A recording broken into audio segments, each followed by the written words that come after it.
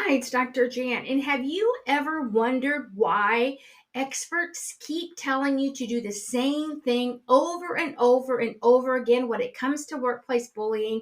Then you try those interventions and you find out that they don't work and you fall flat on your face. And actually, what ends up happening is bullying increases. Well, today we're going to talk about that. Why do we keep telling targets to do the same thing over and over when we know that those interventions don't work?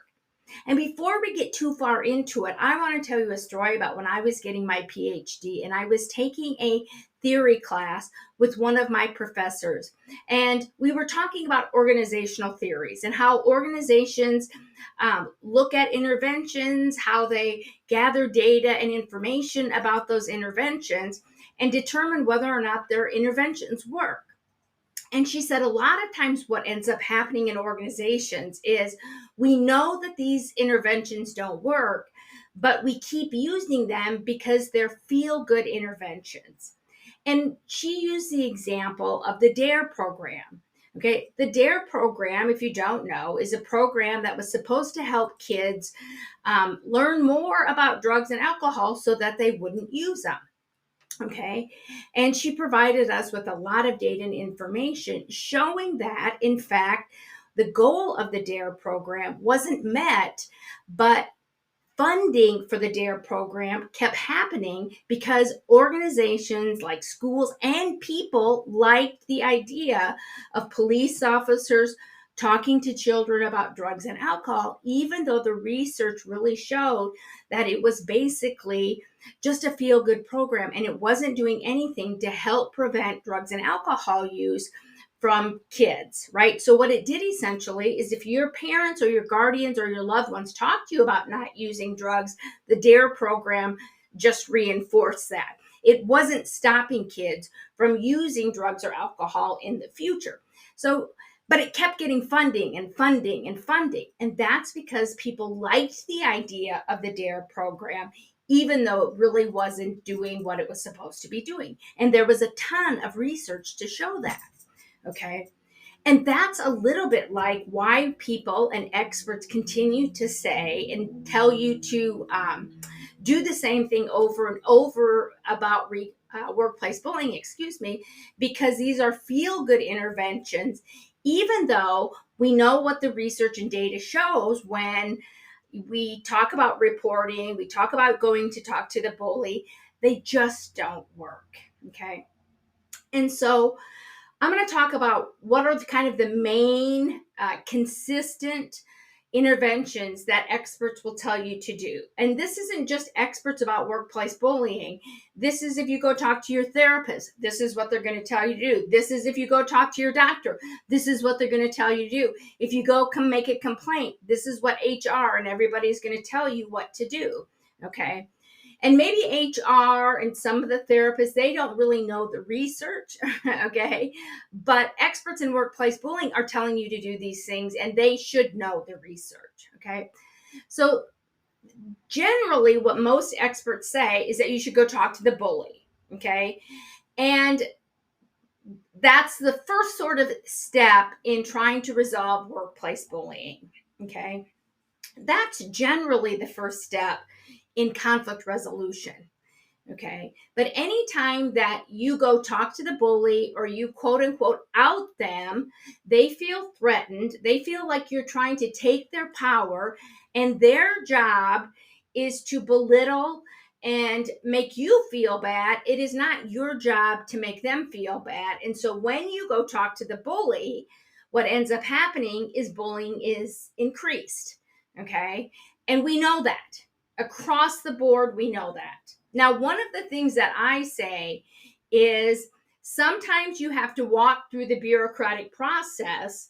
Like, again, if there's a policy that says you have to do go talk to the bully, etc., and you have to follow those steps, then you might have to do what the bureaucratic policy and regulations say. But a lot of times people will just tell you to do this even if you're not trying to follow the bureaucratic process, okay? Because they think it works, okay? And it does for the most part when you're dealing with conflict. But bullying is not conflict. Okay, bullying's not conflict, and I'll leave a link, excuse me, down below to an article that I wrote differentiating between the two. Okay, and the other thing is reporting. Okay, so you go talk to the bully, and then most experts will say, well, you have to report the bully. Okay, and again, what we also know about that is reporting the bully, whether you report them to your supervisor or you report them to HR, doesn't make any difference who you're reporting to. What that ends up doing, just like going to talk to them, is it increases the bullying. They feel threatened. They feel like somehow you violated their norms and rules that they have, and they generally retaliate. Bullying increases and things get worse for you. Now, sometimes when you report, what happens is the bully might keep it together for a week or two, but they will always retaliate in one way or the other. And the other thing that they often do is they learn from that, and they will send their bystanders or minions in to bully you. So it doesn't look like they're doing it, but they're still the puppet master behind the scene. And the other thing that happens is a lot of times their bullying becomes extremely covert. Okay, so maybe they were verbally yelling at you in meetings, and what they do then is start, doing more nonverbal things. Maybe they start sending you emails. Maybe they start belittling you in the hallway when no one is around. Maybe they start making fun of you, spreading lies, not giving you the resources you need. Okay, so the bullying continues. It gets worse, and a lot of times what they end up doing is it becomes more covert, and they get more people on the bandwagon.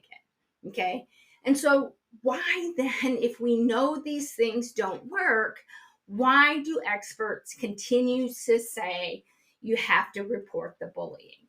Now, one of the reasons might be, like I touched on earlier, is that it is because you have to follow bureaucratic policy and procedure, right? So if there is a grievance policy or a policy for trying to resolve this, they may have their steps that might include talking to the person you have the issue with, reporting it to this person, and going up the chain of command. Okay, that's different than what most experts tell you, and they tell you this is a means for resolution. Okay, reporting and talking to the bully generally is not a means for resolution. Excuse me, I can't talk today. It is generally a means of following bureaucratic policy and procedure. Okay, it generally increases the bullying and makes your work environment more difficult. But let's answer this question. Why then do experts keep telling you to do it? Okay, why? It's just like the DARE program. It's a feel good intervention. Okay. When we believe that workplace bullying is an issue between me and you, an individual issue like conflict. Okay. So again, oftentimes it feels good to view bullying through the lens of conflict because that's where we're most familiar. That's our comfort zone. Okay. And it makes people feel like there's two people in the organization that are the problem, and that's the bully and the target. And therefore, you have to deal with those two people in order to take care of bullying. Okay, that's wrong. Okay, bullying is not a problem between me and the bully. Yes, the bully and I had issues. Okay, but it was an organizational problem because the bully was sending other people in to bully me. The bully was spreading lies about me and spreading false narratives that people eventually bought into, right? The bully's behavior over time changed the organizational culture, the norms and the values and what was expected. And so it's not an individual issue, it's an organizational cultural issue. So even if you deal with the bully, so to speak, and you get rid of the bully, okay, that bullying isn't going away because it's embedded itself into the culture, into the foundation of the organization. So a bully might cycle out, somebody new might cycle in, become the bully, or a bystander might role shift. Okay. And then if I'm the target in that organization, I might stay in my role as target, or I might pivot as well to bystander and someone else comes into the role. Maybe the new person comes in and is the target. Okay, so there's role shifts. Okay, so that's why when a bully is reported, first off, they know nothing's going to happen because the organizational culture and the people in there are not holding them accountable. Because even before you report it, everybody knows what's happening. Okay, it's not like it's a hidden secret. Okay, everybody knows what's happening in that organization and nobody has done anything to stop it. And because they've been able to get away with it for so long, okay, they know nothing's going to happen to them or be held accountable. And so that's why the bullying intensifies. Okay, bullying doesn't happen overnight. It takes time to have a culture that goes from healthy to bullying.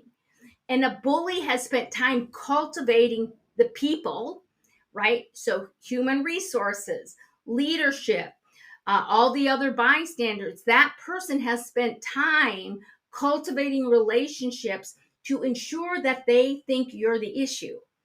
Okay. And they believe, oftentimes bystanders believe that you're the problem because of my side bias, okay, or confirmation bias.